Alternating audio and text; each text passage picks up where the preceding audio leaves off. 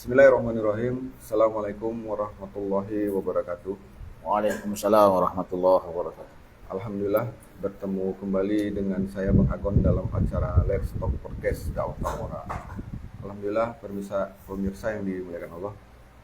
Kali ini podcast kita akan berbicara tentang tema seperti yang sudah disampaikan di flyer kita, yaitu jalan kebenaran Islam atau kapitalisme. Alhamdulillah di saat ini kita dibersamai oleh Al Ustadz Abu Yasir. Beliau ini adalah salah satu rekan kita, aktivis dakwah juga. Gimana Ustadz kabarnya Ustadz? Ya. Alhamdulillah. Alhamdulillah sehat. Masya Allah. Ya. Jalan kebenaran Islam atau kapitalisme. Yang mengingat apa yang sudah disampaikan Presiden Prabowo Subianto terkait dengan masa jabatan dia ini, dia mengatakan bahwa sekarang pemerintahan Indonesia ini sudah di posisi yang benar. Sebetulnya nih benar yang gimana nih? Kalau kita lihat juga apa yang terjadi di negara kita terkait dengan permasalahan itu masih banyak yang kita rasakan, terutama kita sebagai rakyat. Nah, kita akan coba bincang-bincang dengan Ustadz kita, Ustadz Abu Yasir.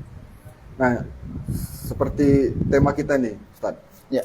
kan jalan kebenaran Islam atau kapitalisme. Nah, kalau inilah, tentu kita ini melihat dari sudut pandang Islam ya, Ustadz ya. Kalau jalan kebenaran itu menurut Islam itu gimana? Iya. Ya. Pertama, Assalamualaikum warahmatullahi wabarakatuh. Waalaikumsalam.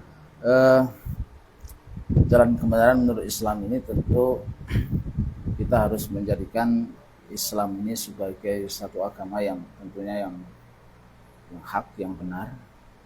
Itu yang pertama yang harus kita dasari dulu, karena ketika kita tidak mengenali Islam secara utuh, maka kita bisa setengah-setengah untuk mengukur kebenaran dalam perspektif pandang Islam. Iya, iya. Sehingga sebagai umat Islam itu mesti harus mengetahui secara utuh apa sih agama Islam itu, ya kan? Sehingga dengan pemahaman yang utuh itulah kemudian akan melahirkan sebuah pemahaman yang benar tentang Islam itu sendiri. Jadi seperti itu. Ya. Berarti kalau kita ingin memahami Islam itu harus secara utuh ya, tidak Iya. boleh setengah-setengah. Jadi agar kita tahu juga terkait dengan kebenaran itu. Nah, kalau ditinjau inilah, Ustaz, mungkin kita korelasikan dengan negara kita nih sekarang, gitu kan. Nah, kalau Indonesia sendiri, kan, yang kita lihat adanya pembangunan terkait dengan fasilitas untuk ini ya, untuk umat bisa kita katakan, kan. Terkait dengan infrastruktur. Jadi kalau sebuah negara itu bisa nggak dikatakan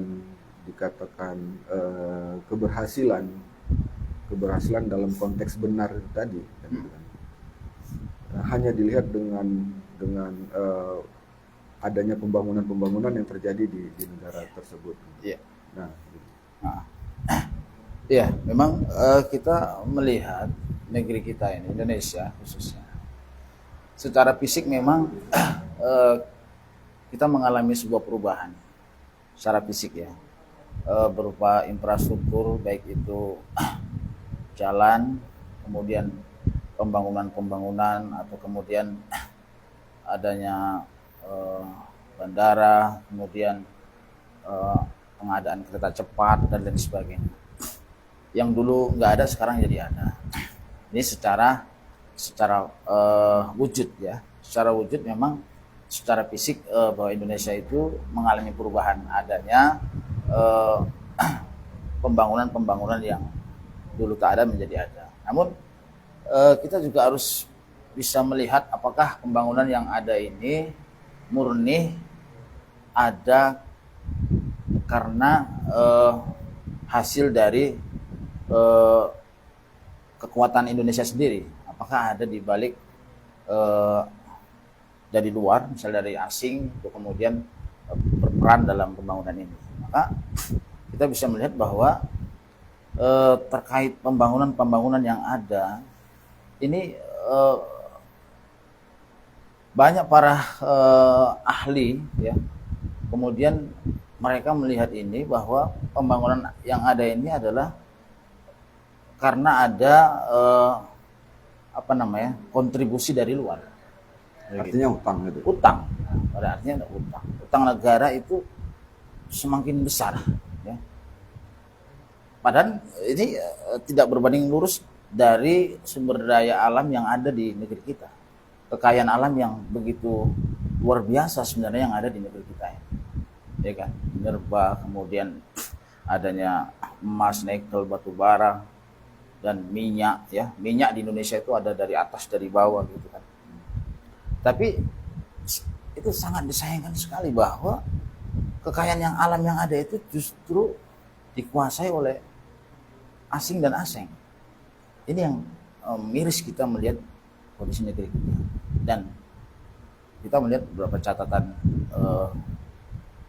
yang kekinian tentang utang negara itu sudah mencapai berapa, saya punya data tentang utang negara itu 9.920,4 triliun.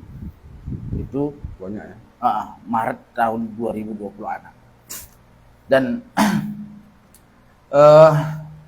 utang itu akan jatuh tempo ya pada tahun 2026 itu yang harus dibayar itu bunganya adalah 5.999,4 triliun.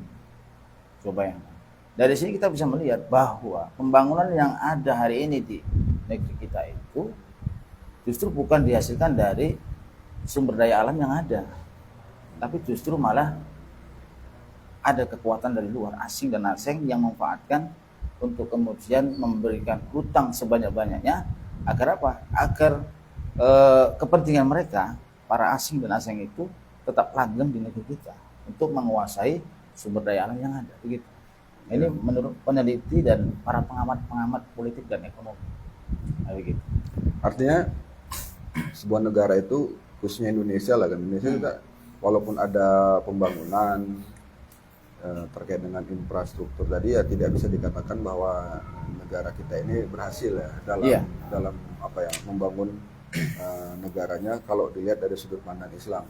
Nah, walaupun ada pembangunan, tapi pembangunan yang dilakukan itu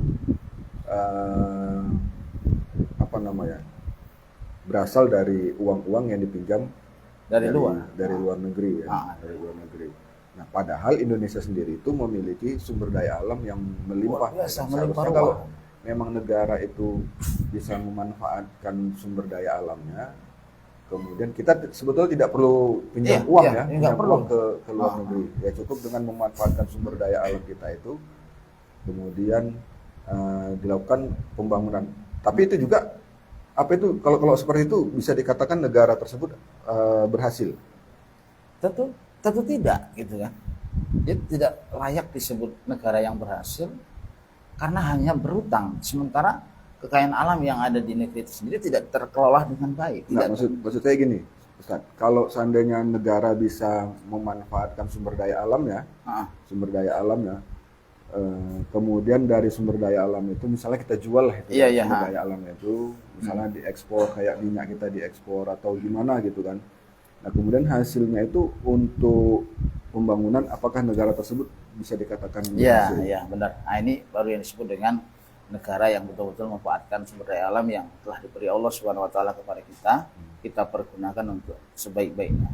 Artinya apa? Bahwa Allah itu telah memberikan kekayaan alam ini, dan pemberian Allah itu harus dikelola dengan benar. Pengelolaan yang benar itu sesuai dengan ketentuan Allah Subhanahu wa taala, yaitu bagian-bagian yang harus dikelola oleh negara ada kepemilikan umum, ada kepemilikan pribadi, dan ada kepemilikan negara. Nah, ini sumber daya alam yang harusnya itu dikelola oleh negara, dan hasilnya itu akan diberikan seutuhnya oleh masyarakat, ya, bukan berupa uang tunai tapi bentuk infrastruktur dan pelayanan-pelayanan umum yang gratis, sekolah, ya kan, kesehatan, keamanan itu akan dijamin dari hasil sumber daya alam yang ada. Ya, jadi apa kira-kira dasar negara lah? Iya. Dasar negara tidak mengelola sumber daya alam yang memang ada di negara kita ini kan. Iya. Justru tadi kan yang saya dengar Ustadz bilang sumber daya alam itu dikelola oleh pihak luar kan. Nah, kemudian kita dalam rangka membangun negara ini pembiayaannya tuh pinjam dari asing. Nah, itu apa kira-kira yang membuat negara tuh memiliki sikap yang seperti itu? Iya. Inilah yang memang membuat kita sangat miris sekali. Tentunya kita dulu awalnya juga, ya, saya juga tidak mengerti. Tapi ketika kemudian setelah kita mempelajari, ya, kita ini kan sebagai anak bangsa yang beragama Islam, yang mana penduduk negeri kita adalah mayoritas Muslim. Hendaknya kita itu mempelajari secara utuh Islam itu tadi, bahwa ternyata di dalam Islam itu sendiri sangat komplit, ya, sangat sempurna, paripurna dalam mengatur seluruh seluruh kebutuhan manusia, baik perkara hablum minallah, hablum minannafsi, dan hablum minannas, ya. Dari sanalah kemudian kita mempelajari, mengetahui bahwa kenapa negeri sekarang kita ini menjadi fasad, rusak di mana-mana. Kemudian kenapa hutang negara juga sampai akhirnya kita bisa mengetahui itu apa penyebabnya. Ya, karena itu tadi, bahwa sebuah negara yang menjalankan sebuah sistem aturan, ya, yang tidak didasarkan pada ketentuan Allah tentunya, maka inilah yang kemudian kita bisa mengetahui penyebab akar persoalan yang ada di negeri kita. Kita tahu bahwa demokrasi selalu mengagungkan 4 asas kebebasan, di mana 4 asas kebebasan inilah yang akhirnya menghasilkan, ya, semua kepentingan, keinginan manusia yang kemudian bisa disampaikan dalam kebebasan berpendapat tadi, termasuk dalam hal pengelolaan sumber daya alam, yang harusnya itu adalah kepemilikan negara, dikelola oleh negara, tapi ternyata justru malah diberikan oleh swasta, yang pada akhirnya negara itu sendiri yang kemudian akan mengalami sebuah fasad, kerusakan, ya, kerugian yang cukup besar. Sebagaimana hari ini yang kita lihat, ya, walaupun secara fisik, ya, kita akan mengalami perubahan. Bahkan sedikit begini, ada beberapa kawan-kawan itu bertanya, siapa bilang negara Indonesia ini atau masyarakatnya itu susah? Iya. Kalau kita mau lihat, coba Ustadz lihat sekali-sekali jalan-jalan keluar malam, itu banyak anak-anak muda pada nongkrong di kafe, pada nyantai, dan di jalanan itu banyak mobil-mobil mewah, pada antri macet. Itu bentuk bahwa negara itu sukses katanya. Jadi sekarang kita bukan melihat ukuran dari kuantitas kebutuhan tersiernya, tetapi asas yang dibangun oleh negara dalam membentuk sebuah negara, sistem yang kemudian menjadi dasar negara untuk mengatur seluruh hajat kebutuhan orang banyak, ini yang kemudian harus kita betul-betul lihat. Apakah asas itu, dasar negara itu bisa menjadikan manusia atau masyarakat ini betul-betul menjadi manusia yang bertakwa kepada Allah dengan sebenar-benar takwa. Nah, ini yang kemudian harus kita kembali ke sana, bahwa Islam itu memerintahkan, Allah memerintahkan kita untuk kemudian agar mengenal Islam itu secara kafah, ya, secara menyeluruh, dan itu juga telah diperintahkan Allah dalam Quran surah Al-Baqarah 208 yang berbunyi na'udzubillahi minasyaitonir rajim ya ayyuhallazina amanu udkhulu fis-silmi kafah wa la tattabi'u khutuwatis syaiton innahu lakum aduwwun. Hai orang-orang yang beriman, masuklah kamu ke dalam Islam secara menyeluruh dan janganlah engkau mengikuti langkah syaitan, sungguh syaitan adalah musuh yang nyata bagimu. Karena itu ayatnya jelas sekali bahwa kita diperintahkan oleh Allah Subhanahu wa taala untuk masuk Islam, mengenal Islam, mencintai Islam secara menyeluruh, tidak boleh sebagian-sebagian. Nah, inilah yang menyebabkan kenapa kemudian negara yang berasaskan pada sistem yang berasal dari akal kejeniusan manusia, yang menyebabkan manusia itu tidak lagi menggunakan hukum Allah, akhirnya dalam pengelolaan sumber daya alam mereka justru malah mengambil jalan untuk kemudian memberi peluang bagi pihak swasta untuk mengelola sumber daya alam yang ada. Harusnya itu dikelola oleh negara sendiri, nah justru malah dikelola oleh swasta. Inilah yang menyebabkan kemudian banyak runtutan-runtutan yang kemudian menjadikan masyarakat ini semakin sulit dalam memenuhi kebutuhan dasarnya. Nah, begitu. Ya. Berarti karena memang dasar sebuah negara itu ya yang mempengaruhi ya. Jadi tadi yang saya simak tadi, nah kalau Islam tentu tidak seperti ini mengelolanya ya, tata cara mengelolanya. Karena tadi yang saya ingat ada pembagian, ada harta milik umum, kemudian milik negara ya, dan bagi pribadinya. Oke, artinya ini karena dijauhkan atau sistem ini dijauhkan dari Islam, ya kan? Nah, jadi kalau beginilah kan, kalau kita melihat terkait dengan sistem yang sekarang ini lagi diterapkan ini kan, nah, sistem apa nih? Masih lah ya. Ya kan,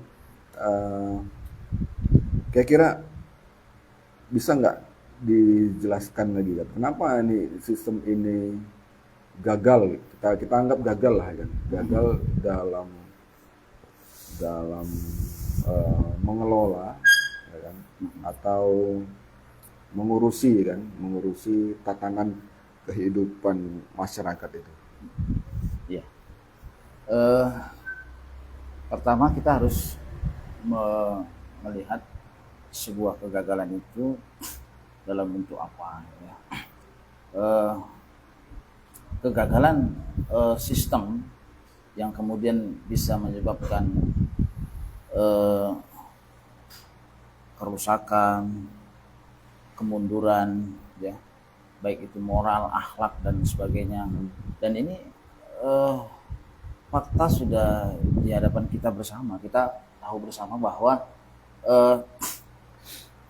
keberhasilan sebuah negara bukan dilihat dari segi fisik negara itu sendiri yang mengalami perubahan secara infrastruktur dan lain sebagainya, tapi kemudian juga kita akan melihat dari sudut pandang Islam bagaimana kemudian kondisi sosial masyarakat, ekonomi masyarakat, ya, kemudian budaya yang kalau kita sandarkan kepada Islam, tentu kita harus menyandarkan kepada Islam, ya, karena memang hari ini kita harus menggunakan perspektif pandangan Islam untuk mengukur sebuah negara dalam menjalankan sistemnya, apakah sudah disebut berhasil atau tidak, karena kita akan menjadikan Islam sebagai pembanding untuk pengukuran itu.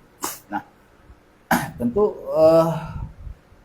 sangat jauh ya, kita melihat sangat jauh sekali bahwa dari segi moral, akhlak, kemudian ekonomi, ya, dan banyak lagi, ya, terkait misalnya sosial, ya, kemudian kesehatan, pendidikan, ini juga mengalami penurunan yang sangat luar biasa. Kalau kita mau kembali melihat sejarah bagaimana umat Islam dahulu,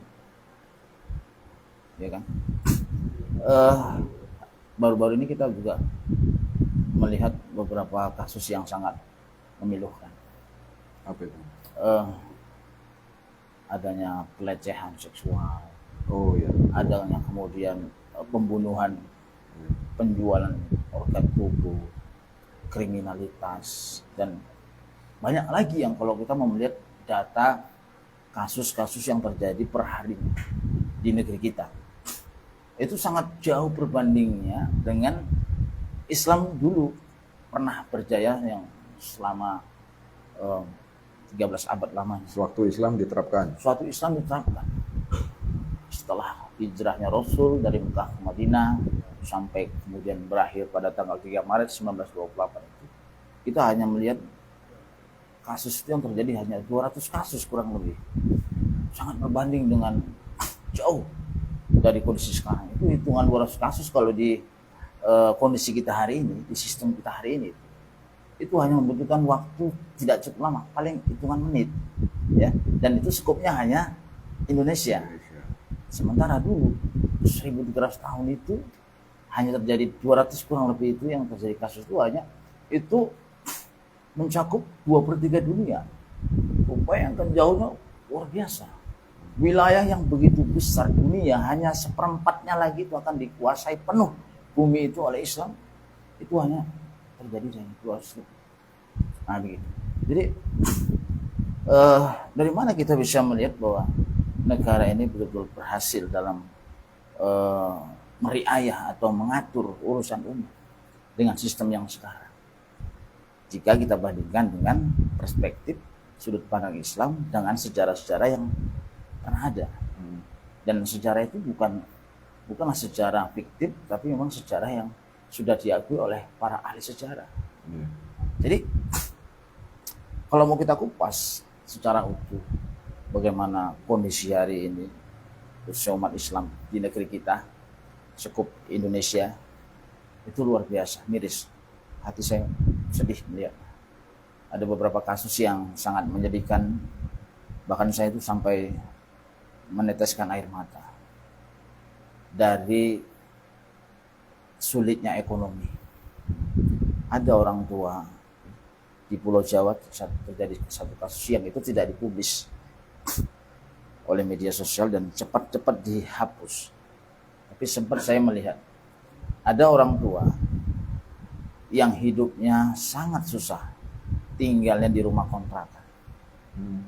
Dia memiliki 2 orang anak, 1 anak laki-laki yang paling kecil dan perempuan anak usia 9 tahun. Jadi singkat cerita, pemilik rumah kontrakan menagih uang kontrakannya. Dan pada akhirnya karena ibunya tidak mampu dan tidak ada pendapatan, dia seorang janda, akhirnya Masya Allah hal yang sangat menyedihkan terjadi. Seorang anak perempuan diberikan kepada laki-laki sehidung belang demi untuk bayar kontrakannya. Dan yang paling menyedihkan lagi, itu dilakukan di hadapan orang tuanya. Cukup menyedihkan. Ini sudah terjadi di negeri kita. Lantas apa yang kemudian bisa kita banggakan? Apa yang kemudian harus kita pertahankan? Situasi yang semakin hari semakin memburuk. Istilah medis penyakit kita ini sudah kronis, kompleks, ya. Penyakitnya itu sudah semua komplikasi, ya. Nah, komplikasi, segala bentuk penyakit sudah ada di sana. Ya. Ibarat kapal itu, di tengah samudra itu sudah mengalami kebocoran yang cukup banyak. Tinggal karamnya saja. Apa yang harus dilakukan? Ini nggak mungkin bisa diperbaiki. Nggak hanya diganti nakodanya, tidak cukup dengan memperbaiki, menempel yang bocor, tapi kita mesti harus betul-betul ini sudah sangat terlalu parah, mesti harus segera diganti dengan aturan yang mahak. Oke. Sedih ya. Itu hanya baru sebagian kecil yang bisa kita ceritakan dalam waktu yang singkat. Iya, sangat apa ya, berbeda ya sewaktu Islam diterapkan ya. Tadi berapa? 1.300 tahun, ya, lebih kurang ya 1.400 tahun Ya, itu sekarang ya. sangat apa ya, minim ya, dan tindakan-tindakan kriminal Iya, yang tercatat di dalam peradilan Islam gitu ya. iya betul. Berbeda dengan sekarang yang memang kalau kita apa ya, mungkin kalau kita catat per menitnya gitu ya, mungkin ya Iya, nggak butuh sudah waktu. banyak apa ya, kasus-kasus kejahatan yang terjadi. Baik Ustadz, alhamdulillah nih kita kan apa ya, live streaming nih, Iya, live iya. streaming di media sosial. Iya, Kita juga mencoba untuk berinteraksi dengan para pemirsa yang lagi melihat kita.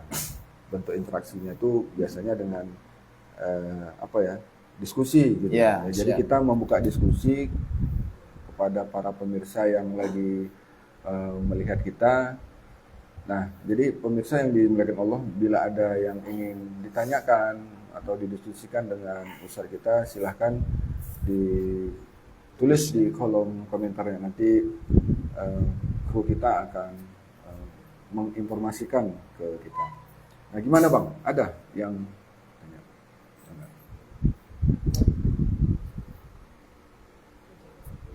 Belum ada? Oke, ternyata belum ada Ustaz. Iya. Kita bisa bincang-bincang lagi. Agak apa nih emang,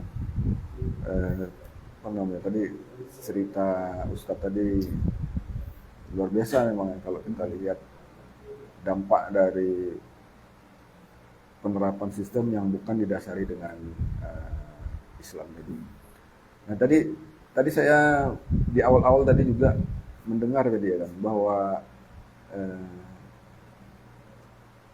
negara kita, ya kan, negara kita tercinta ini memiliki apa tadi ya, hutang ya, hutang dengan negara lain gitu kan. Nah, di mana hutang tersebut digunakan untuk membangun infrastruktur kan. Iya kalau iya kan gitu kan. Nah, akhirnya juga untuk ini juga ya, Iya. untuk apa namanya ya, memfasilitasi para petinggi-petinggi segi biaya kan. Bisa. Ya, baik Ustaz. Nah, kalau boleh ini Ustaz, kira-kira kalau kita tuh hutangnya sama siapa? Kalau negara kita ini hutangnya tuh sama siapa? Indonesia terutang dengan siapa gitu? Iya, sama siapa gitu? Apa memang ada negara yang kaya gitu atau gimana nih? Iya.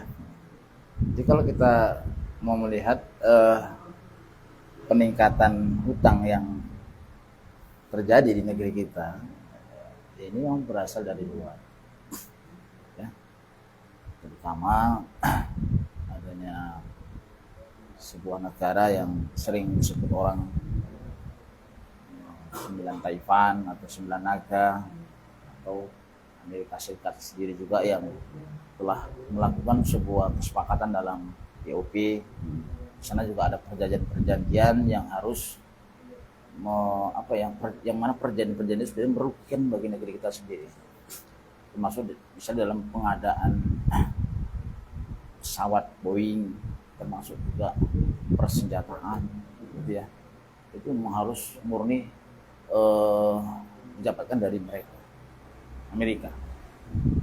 Nah, kenapa Amerika?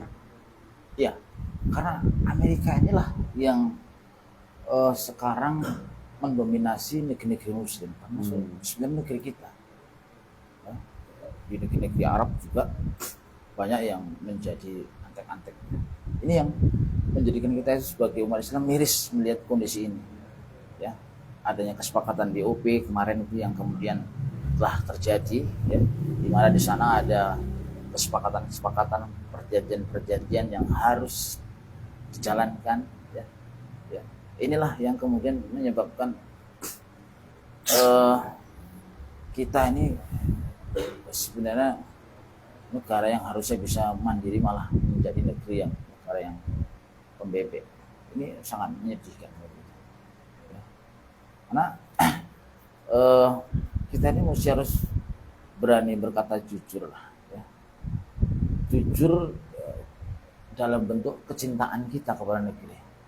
Ini perkataan statement apapun itu yang kita bahas pada malam ini dan bentuk dari kecintaan kita kepada negeri ini. Ya. Dimana kita memang anak negeri. Ya, kita lahir di negeri ini, kita besar di negeri ini, dan kita cinta pada negeri ini. Justru karena kita cinta kepada negeri inilah, kemudian kita akan bersuara. Kita akan bersuara dan menyuarakan kebenaran. Kita akan menyampaikan hal itu ke semua masyarakat, termasuk di dalam kegiatan kita malam hari ini. Nah, Amerika hari ini yang sebenarnya bukan negara yang kaya juga. Kayanya itu karena apa ya, kalau bahasa pasarannya itu mobnya jeng tinggi, ya. Cuma berani di mob kayak anak Medan juga lah, gitu, ya. Cuman kalau ditantang benar, kita bisa melihat kan bagaimana Iran kemudian berani melakukan reaksi penentangan dan perlawanan yang dilakukan. Itu juga Amerika akhirnya ingin segera cepat-cepat untuk melakukan kejahatan senjata. Ini salah satu bentuk bahwa Kalau sendiri nggak ini juga ada nggak berani. Nggak berani, sebenarnya nggak ada. Jadi ya sekutunya ya. Iya, ini adalah bentuk apa namanya narasi-narasi yang dilakukan oleh Amerika Serikat untuk menakut-nakuti negara-negara Muslim termasuk Indonesia. Ini ya sudah dilakukan mereka, dan juga mereka pun memegang kekuatan dari keuangan dolar misalnya, ya kan, dan juga kekuatan apa namanya sistem yang memang mereka yang melahirkan demokrasi, sehingga mereka berusaha mati-matian untuk mempertahankan sistem itu agar tetap bisa eksis, ya. Demokrasi yang memang lahirnya dari sana, ya. Akhirnya mereka juga mempunyai pandangan terhadap sistem yang mereka lahirkan itu akan mendatangkan keuntungan bagi mereka. Maka mereka harus mempertahankan dengan mati-matian. Kan jika perlu harus ada yang dikorbankan, maka harus dikorbankan demi untuk menjaga eksistensi sistem demokrasi sendiri. Kita bisa melihat satu kasus yang pernah terjadi di negeri kita, kasus yang besar.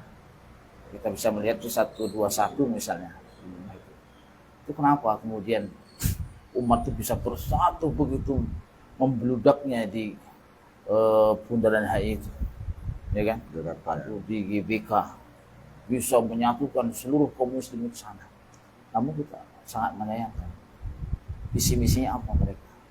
Hanya tuntutan pertama itu yang kita lihat adalah penjarakan, jebloskan Ahok, ya. Kasus Ahok ya kemarin ya. Iya, kasus Ahok itu kan. Tapi itulah demokrasi. Demi untuk menjaga kepercayaan umat, dia harus merelakan satu orang itu harus dikorbankan agar demokrasi itu diakui sebagai sistem yang kemudian adil. Padahal itu persoalan dasarnya, ya kan? Nah, inilah kemudian kenapa Amerika itu begitu tetap bisa mempertahankan sistem itu, dia bisa sampai diakui oleh negara manapun sebagai negara yang kuat, gitu ya, negara adidaya, gitu kan. Padahal sejatinya negara, kalau kita mau meruncing lagi bagaimana situasi kondisi di sana sendiri, di Amerika sendiri itu sungguh sangat lebih parah daripada negeri kita. Sebuah angka kriminalitas yang sangat tinggi, ya kan, angka pengangguran yang cukup banyak. salah satunya bisa begini, apa, Bang Agon ya. Eh, kita melihat berbagai macam film-film yang ada. Misalnya kalau Amerika itu lebih menonjolkan sebuah film yang berkarakter sebagai apa namanya,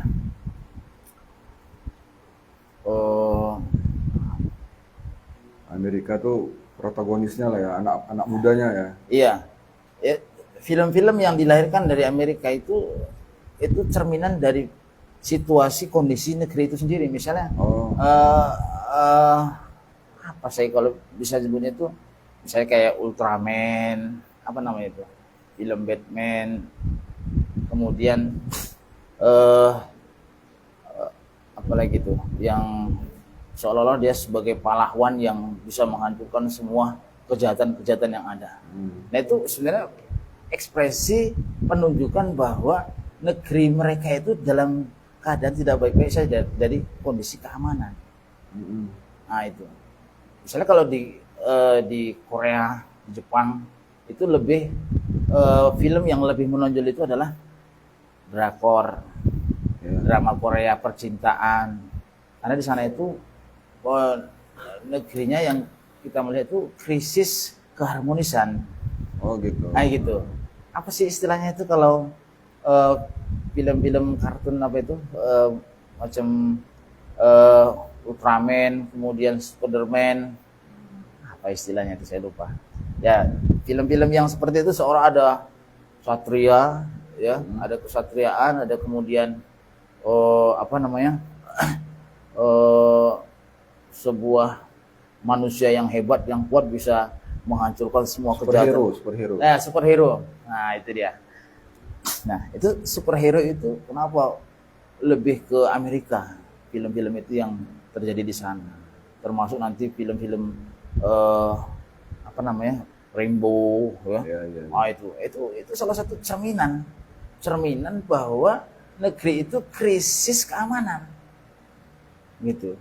Jadi itu analisis Islam itu sampai ke sana, kita melihat bahwa ini salah satu bentuk bahwa Amerika itu sebenarnya bukan negeri atau negara yang kuat, yang aman-aman saja, ya. Tapi kondisi yang disebut, yang kemudian dipublis di media sosial, seolah-olah Amerika itu adalah negara yang kuat, yang aman, yang tentram, damai, itu sebenarnya tidak, ya. Dan itu apa namanya, media lah yang kemudian mengemas, kemudian situasi itu bisa berbalik pada fakta sebenarnya. Oke. Iya. Oke, baik Ustaz. Ada pertanyaan ya? Pertanyaannya dari siapa nih? Topik Pramana. Bang Topik Pramana kan. Dalam kehidupan sehari-hari, apa contoh orang yang merasa benar padahal sebenarnya keliru? Nah, Oh ya. dalam contoh sehari-hari ini, apa orang yang merasa benar pada Ya. sebetulnya keliru gitu? Iya. Apa? Ini kembali kepada ini ya, perspektif. Perspektif itu adalah pandangan. Kita tadi belum selesai tadi cerita, langsung ini tadi. Iya. Jadi kita langsung ke pertanyaan langsung aja. aja. Iya. Ya. Kembali ke perspektif. Perspektif itu pandangan manusia untuk menentukan kebenaran salah atau benarnya itu. Oh ya. Iya. Jadi kalau dia menggunakan perspektif akal manusia yang didasarkan pada nafsu, maka di sanalah kemudian akan lahir sebuah manfaat. Jika dianggap sesuatu itu bermanfaat baginya, maka dia akan menganggap itu benar, kebaikan. Ya. Dan sebaliknya, jika dianggap itu sesuatu yang merugikan, maka itu dianggap sesuatu yang salah. Salah dan benar tidak bisa kita jadikan perspektif akal manusia itu untuk menunjukkan kebenaran atau salah. Makanya sebagai umat Islam harusnya menjadikan standar ukuran dalam menentu atau menentukan sebuah perbuatan manusia, mengambil sikap, kebijakan dan lain sebagainya, maka kita harus mengembalikan semua itu kepada sudut pandang Islam, itu hukum syara. Ya. Hukum syara adalah berkaitan dengan perintah dan larangan Allah Subhanahu wa taala. Ya. Terkadang manusia menganggap bahwa belum tentu apa yang dikatakan manusia itu baik dianggap Allah itu baik. Gitu ya. Dan juga begitu juga dengan belum tentu ya yang dianggap Allah itu baik dianggap manusia itu baik. Nah itu kadang-kadang manusia beranggapan ketika dia menjadikan perspektif atau sudut pandangnya adalah manfaat. Makanya untuk menjadikan sesuatu kebenaran itu mudah diterima dalam diri kita, maka hal utama yang harus kita tanamkan dalam diri kita adalah akidah yang benar. Karena akidah itulah yang kemudian akan menghasilkan sebuah pemahaman, yang mana pemahaman yang didasarkan pada Islam. Ya. Islam hanya dua perkara yang dilahirkan dalam perbuatan manusia. Kalau tidak haram ya halal, ya. Makruh, mubah dan sebagainya itu perbuatan. Nah, sementara hari ini kan masyarakat itu kenapa kemudian tidak menjadikan halal haram itu sebagai standar dalam perbuatan, ya? Karena kondisi umat secara ekonomi ini sungguh sangat miris kita melihatnya. Ya. Masyarakat yang sudah sekian lama hidup di dalam sistem yang sekulerisme, yang telah memisahkan agama dari kehidupan, yang pada akhirnya manusia itu menjadikan standar perbuatan itu adalah manfaat. Ya, kita bisa melihat hasilnya, bagaimana kondisi masyarakat kita hari ini. Ya. Tidak hanya terjadi kepada orang-orang tua, ya, bahkan anak-anak, remaja, semua menjadikan standar perbuatan adalah manfaat. Kan itu hasil dari sistem penerapan sistem yang sekulerisme telah memisahkan agama dari kehidupan. Ini yang kemudian kenapa kembali ke pertanyaan tadi, kenapa apa tadi pertanyaan? Contoh. Contoh. Izin bertanya, dalam kehidupan sehari apa contoh orang yang merasa benar padahal sebenarnya keliru gitu. Contoh apa nih perbuatan yang seolah dia benar nih padahal keliru gitu. Iya. Itu tadi ketika emang jadikan standar. Perspektifnya itu, perspektif atau sudut pandang dia, ketika menjadi sudut pandangnya itu adalah manfaat, ya dia seolah-olah menganggap bahwa perbuatan itu benar. Iya. Jadi kalau kita kembalikan kepada perspektif sudut pandang Islam, tentu kita akan menjadikan halal haram itu menjadi ukurannya. Kalau benar itu dikatakan Allah halal, kalau salah itu dikatakan haram oleh Allah. Nah, ya kan? Bukan menurut hawa nafsu manusia. Dan banyak hal-hal yang kemudian bisa kita lihat bagaimana masyarakat, ya, umat hari ini menjadikan perbuatannya itu yang disandarkan pada manfaat. Cukup banyak itu kita bisa melihat kondisi manfaat yang selalu menjadi ukuran dalam menentukan perbuatan. Bahkan itu bukan hanya terjadi pada kalangan masyarakat. Justru yang kita melihat itu miris itu adalah orang tertinggi yang di negeri ini, ya, menetapkan satu hukum, satu undang-undang yang itu akan berdampak cukup luas bagi masyarakat. Itu wakil rakyat kita wakilkan sebagai wakil rakyat, ya, yang berfungsi untuk membuat hukum. Justru membuat hukum itu, hukum yang dibuat itu bukan didasarkan pada apa yang telah diperintahkan oleh Allah. Justru malah sesuai dengan pesanan, hukum pesanan. Ini yang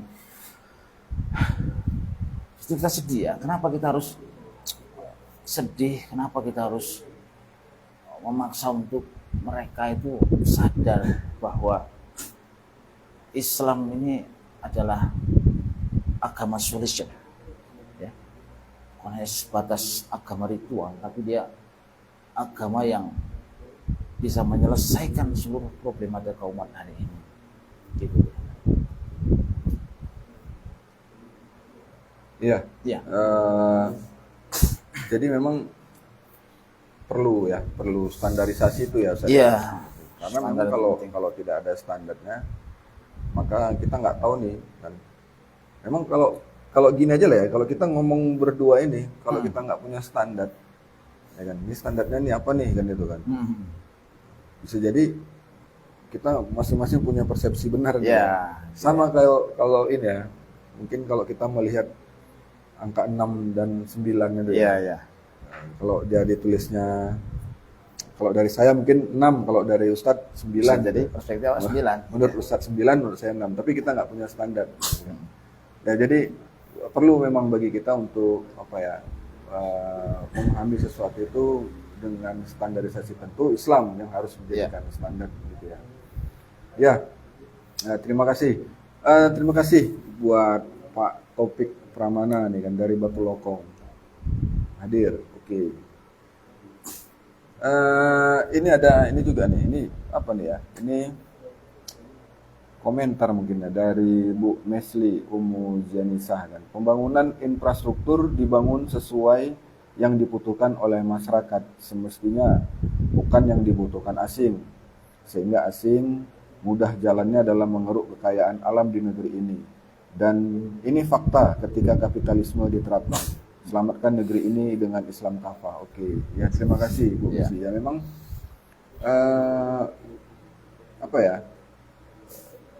terkait dengan pembangunan infrastruktur harus disesuaikan ya, harus disesuaikan apa nih sebetulnya yang dibutuhkan masyarakat. Ya misalnya tentang pendidikan ya kan, ya justru mungkin tools yang terkait dengan pendidikan itu yang diperbaiki ya. Begitu ya Ustaz ya mungkin. Mohon maaf kalau salahnya Ustaz. Nah, ya terima kasih Bu Mesli Umu Jianisa. Atau ada lagi yang ini? Belum ada ya? Baik. Ini nggak terasa kita sudah hampir 1 jam ini Ustaz. Sebetulnya masih banyak lagi nih yang mau saya tanyakan sama Ustaz. Mungkin nanti ya Insyaallah di ada pertemuan. part berikutnya ya Insyaallah, kan? insyaallah. Di sesi berikutnya nanti kita ketemu lagi. Insyaallah. Nah, oke ya. Jadi kita sempat terpotong tadi terkait kan bicara tentang Amerika atau Barat lah tadi kan, yang memang dominasinya itu luar biasa ya di dunia karena dolarnya juga ya. Iya, dolar. Termasuk juga Indonesia ini sangat ketergantungan. Iya, betul. Ya kan? Ketergantungan dengan. Nah, bisa disepil sedikit Ustaz terkait dengan ini ya. Kira-kira mungkin dampak lah ya. Dampak selain tadi kan Ustaz cerita tentang bagaimana Amerika itu menciptakan hegemoninya kan melalui film. Iya. Ya kan? Film. Tadi ada saya dengar Rainbow. Dulu saya senang nengok Rainbow tuh. Iya. Seorang Memang betul-betul luar biasa kan. Satu orang bisa mengalahkan ratusan orang kan. Tapi dalam film. Ya gitu. Padahal kenyataannya kalau yang saya tidak salah ini pahami itu kayak di Vietnam itu Amerika juga kelimpungan ya. Padahal yang dihadapinya itu adalah tentara-tentara pemberontak ya kan? Kalau faktanya. Tapi dalam film Rainbow mampu mengalahkannya dengan sendiri. Ya. Nah, jadi gini Ustaz. Mungkin dampak terhadap kita nih Indonesia kan. Terkait dengan hubungan politik ya kan, dan militer atau tadi ya kita nih bersahabat baik kan dengan Amerika kan, terutama presiden kita nih kan berteman baik dengan Gedung Putih kita katakan Donald Trump dan jajarannya. Nah, kira-kira nih apa nih dampak hubungan politik dan militer negara-negara Barat itu terhadap, khususnya Amerika lah ya, terhadap kita nih, atau pada umumnya dunia Islam kita katakan, karena tadi kan saya dengar juga bahwa negara-negara Timur Tengah yang terutama mayoritas ya negara-negara Timur Tengah itu kan negara-negara apa ya, mayoritas Islam gitu ya. Iya, iya. Tapi juga tadi saya dengar juga banyak dari kepala negaranya itu menjadi kaki tangan Amerika Serikat. Iya. Nah ini dampaknya itu apa nih? Iya. Pertama kita sebelum ke sana, kenapa kemudian negeri kita sendiri, pemimpin negeri kita sendiri itu mengambil pilihan itu untuk mau bergabung Dengan Amerika ya? dengan Amerika dalam perjanjian BOP itu. Kasus BOP ya? Nah, kasus BOP. Ini kita melihatnya bahwa, dan kita pernah mendengar statement beliau bahwa negeri-negeri Islam di luar sana sudah banyak yang dalam tanda kutip itu sudah berada di ujung kehancuran karena sikap dan penolakan terhadap apa yang diminta oleh Amerika. Oke. Padahal mobnya aja ya Amerika. Padahal mobnya saja gitu. Kenapa ini Pak Prabowo ya, lebih memilih untuk bergabung dengan alasan strategi dan sebagainya. Apakah strategi berikutnya juga kita wallahu a'lam bishawab, apakah ini ternyata emang cari aman saja. Indonesia ini kenapa kemudian aman-aman saja dari berbagai macam peperangan dan seperti yang dilakukan oleh Amerika terhadap negeri Muslim, misalnya di Iran, kemudian di Palestina, gitu ya. Karena mereka melakukan perlawanan dan penolakan terhadap apa yang diminta oleh Amerika. Indonesia sendiri kenapa aman saja? Ya, kenapa nggak bisa aman? Karena semua apa yang diminta diberi. Sumber daya yang diminta dikasih. Suruh ikut ini, ikut gabung, gitu kan. Sehingga Cari aman ya. Cari aman aja. Padahal ya secara fisik kita aman dari peperangan. Tapi ini sebenarnya apa yang terjadi, negeri kita ini adalah negeri yang sudah terancam neo-imperialisme. Ya. Penjajahan gaya baru yang berupa pemikiran. Ya. Ekonomi ya. Ekonomi salah satu yang hari ini kita sangat merasakan bagaimana hari ini itu hampir 18.000 Iya, dolar, 17.600 sekian. dolar. Sebenarnya saya pedagang, saya bagaimana kemudian setiap hari itu mendapatkan keluhan dari masyarakat terhadap kenaikan semua kebutuhan dasar masyarakat. Iya. Wah, ya kebutuhan dasar lah ya, kebutuhan harian. Gimana nih Pak Ustadz? Kenapa? Oh, setiap hari naik terus. Inilah karena Islam nggak diterapkan gitu ya. Kita, wah, ya. Banyak Bu kalau mau saya ceritain. Itu kan, paham? Kita ini sebenarnya malu. Kenapa harus susah sulit seperti ini? Padahal kita ini hidup di negeri yang cukup kaya, sumber daya alamnya, kemudian tanah yang kita pijak itu juga tanah yang sangat subur, berbeda dengan negeri-negeri lain. Kenapa kita sekarang susah? Ya kan? Setiap hari keluhan itu, bahkan saya juga kena dampaknya karenanya mereka tidak bisa menyambung hidup, harus makan, mereka harus mengutang. Ya harus utang. Saya nggak mungkin melihat mereka itu nggak makan. Dibayar kan? Tetangga saya. Dibayar enggak? Ya belum dibayar gitu. Coba bayangin belum. Utang. Ya walau ya tujuan saya ya satu menolong menghutangi maksudnya ya. Ya tetap akadnya hutang juga. Harus dibayar ya akadnya hutang. Kalau dia ngomong nanti nggak mampu ya beda cerita kan. Nah tapi itulah fenomena kondisi masyarakat yang terjadi hari ini. Dampak dari bersinggungan langsung ya dengan saya langsung merasakan dan interaksi itu saya rasakan setiap harinya.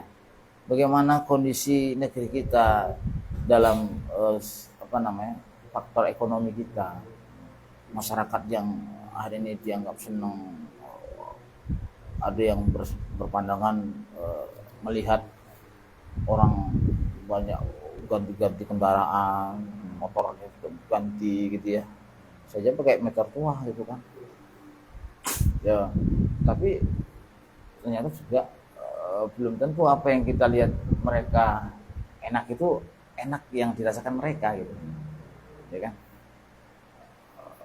Ternyata ketika kita langsung bersentuhan, bersinggungan dengan mereka, mereka bisa bercerita ternyata apa yang mereka miliki. Kemudian mereka juga mengeluh untuk harus membayar pajaknya, membayar iurannya, angsurannya. Nah, pening Ustaz katanya.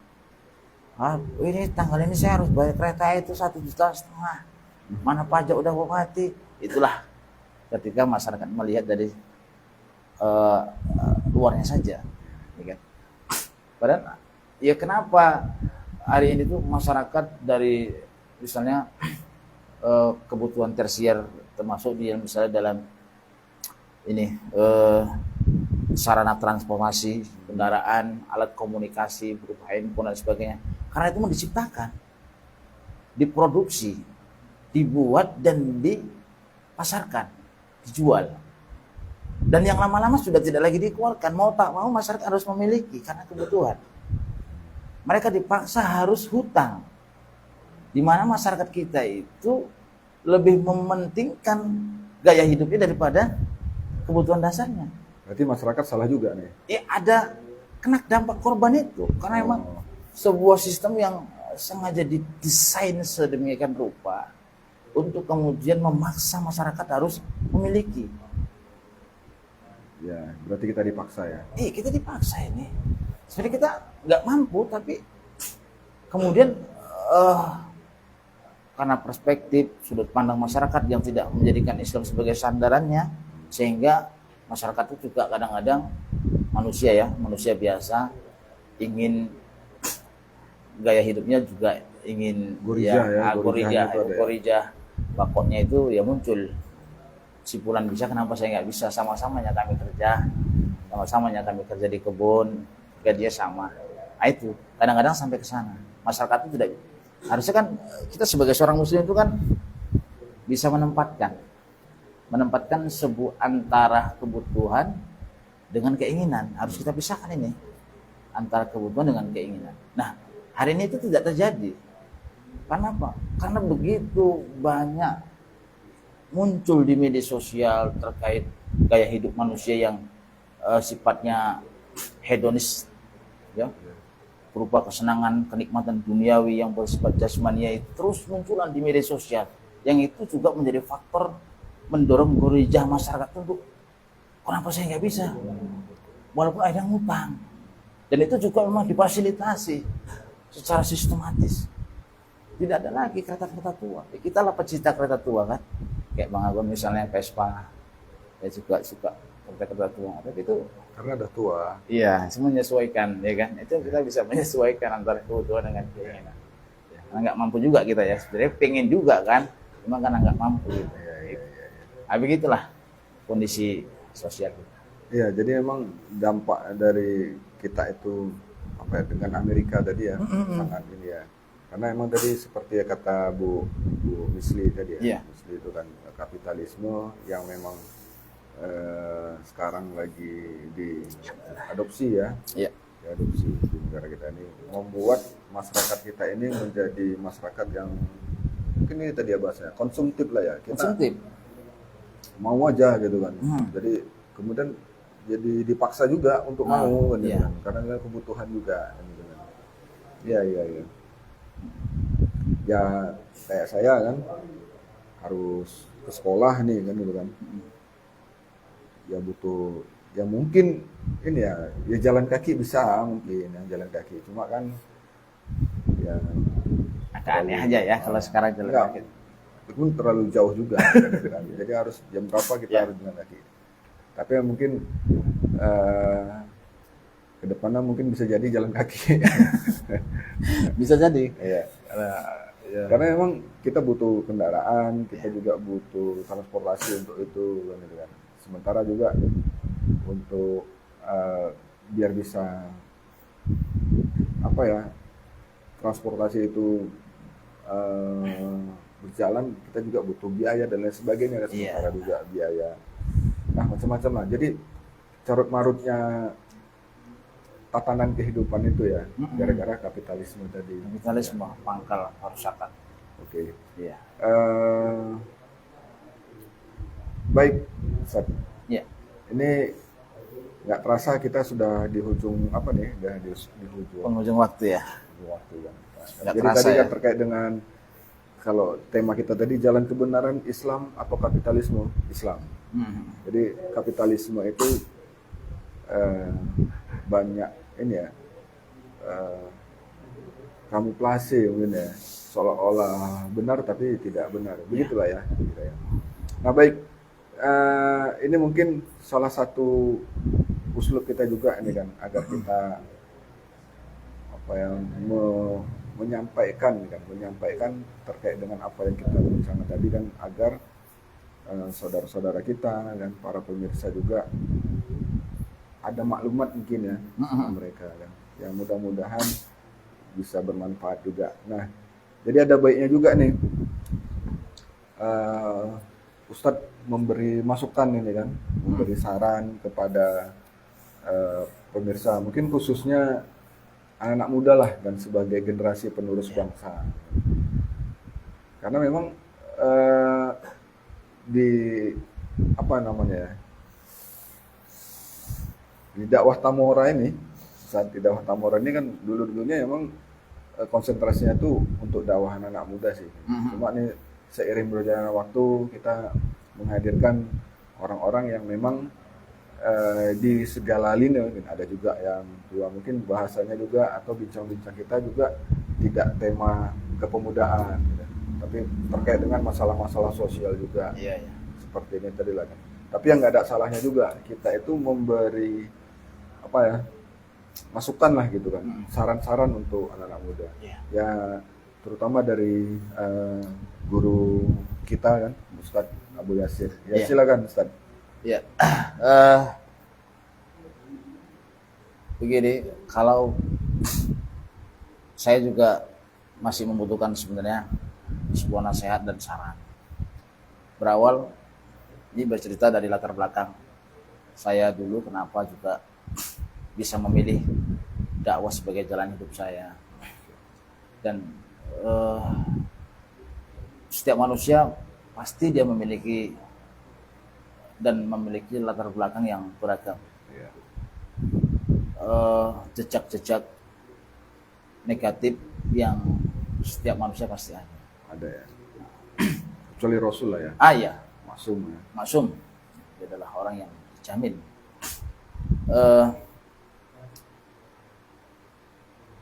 Kecintaan itu akan muncul manakala kemauan ada dalam diri kita. Pertama, yang harus kita miliki semua pemirsa dakwah Tamora, khususnya para remaja dan semua lah kalangan masyarakat dari berbagai macam elemen. Saya ingin menceritakan satu kondisi di mana dulu saya juga mungkin mengalami hal yang sama apa yang pemirsa rasakan, para pemuda sekarang rasakan, terkait kenapa kita jauh kepada Allah, tidak taat kepada Allah, sholat pun kadang mut-mutan, lagi mau sholat, lagi malas ya, enggak. Ada yang sholatnya setahun sekali juga mungkin. Ada yang setahun sekali, ada yang seminggu sekali, ada yang 1 hari sekali maghrib. Ya, pertama memang harus kita tanamkan itu adalah kecintaan. Ini cinta ini memiliki sebuah spirit yang kuat untuk mendorong kita bisa mengorbankan segala apa yang kita miliki karena cinta. Coba kita kembali ke bagaimana kita misalnya ini kita mencintai, kita yang sudah menikah, bagaimana dulu percintaan atau cintanya kita kepada istri kita, ya. Bahkan dulu ya di zaman jahiliyah itu masih sekuler, masih ada pacaran, gitu ya. Padahal pacaran itu tak boleh ya. Ini mohon maaf, ini cerita cinta. Tapi ini kita ambil perspektif cinta ya. Bagaimana kuatnya cinta itu bisa mendorong kita untuk mengorbankan apa yang kita miliki. Bahkan dalam situasi hujan yang deras, kita harus paksakan berangkat untuk mendatanginya. Ngapel ya, Ngapel lah, itu bahasa zamannya dulu tuh ngapel. Bahkan apa yang dia inginkan ketika kita sudah mampu untuk memenuhinya, bahkan nggak mampu pun kita mampu-mampukan. Kita utang bahkan misalnya, itu pernah terjadi pada saya. Dan itu ketika cinta itu sudah begitu tinggi, begitu dahsyatnya cinta itu bisa mengorbankan apa yang kita inginkan. Bahkan sakit gitu. Begitulah. Begitu juga seharusnya kecintaan kita kepada Allah itu harus lebih dari cintanya kita kepada sang makhluk. Karena sebenarnya kita hidup dan mati kita di tangan Allah Subhanahu wa taala. Hidup kita yang kita nggak tahu kapan akan berakhir ini. Harusnya ketika kita sudah sampai ke sana berpikirnya, kita mesti harus bersyukur dengan sebenar-benarnya syukur itu. Nah, bentuk syukur itu tidak hanya cukup dengan lafaz hamdalah, tapi kita harus mencoba untuk berusaha untuk mewujudkan rasa syukur itu kita kepada Allah itu dengan ketundukan dan ketaatan secara total. Ya, cinta itu kan harus ada pembuktian ya. Itulah keimanan kita, pembuktian. Ya kan? Pembuktian yang harus direalisasikan, diaplikasikan dalam kehidupan kita. Itulah cinta kita kepada Allah Subhanahu wa taala. Maka pertama modal yang harus kita miliki adalah kemauan dulu. Kemauan kita untuk berusaha untuk mencintai Allah. Dengan cara apa? Yuk ngaji. Kita ngaji. Insya Allah di dakwah Tamura kita akan memfasilitasi semua para remaja, siapapun dia, latar belakang apapun dia, ya, dari berbagai macam elemen masyarakat, kita akan siap untuk bersama-sama mengkaji, membahas Islam dalam sudut pandang Islam. Oke, siap. Iya. Siap ya Bang ya? Siap. Oke, Ustaz. Ya, boleh. Oke, baik para pemirsa yang dimuliakan demikian tadi ya sama-sama kita simak ya tadi penjelasan dari Ustadz Abu Yasir, kemudian nasihat-nasihat beliau kan kepada kita. Pertama itu kemauan, kemudian ada rasa cinta, kemudian, nah, karena memang rasa cinta itu akan menumbuhkan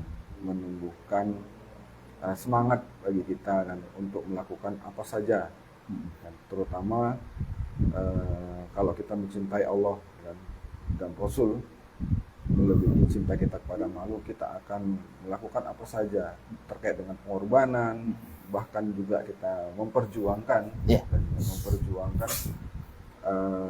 apa yang sudah diperintahkan Allah. Ya mungkin demikian bincang-bincang singkat kita lah, bincang-bincang singkat kita di dakwah Tamora. Ya, insya Allah nanti dalam waktu dan kesempatan yang lain kita akan kembali hadir dengan Ustadz Abu Yasir berbicara tentang hal-hal yang lain. Ya, saya Bang Agon undur diri, mohon maaf jika ada kata-kata saya yang kurang berkenan di hati para pemirsa, dan saya mohon ampun kepada Allah Subhanahu wa taala. Assalamualaikum warahmatullahi wabarakatuh. Waalaikumsalam warahmatullahi wabarakatuh. Ya, terima kasih Ustaz. Sama-sama.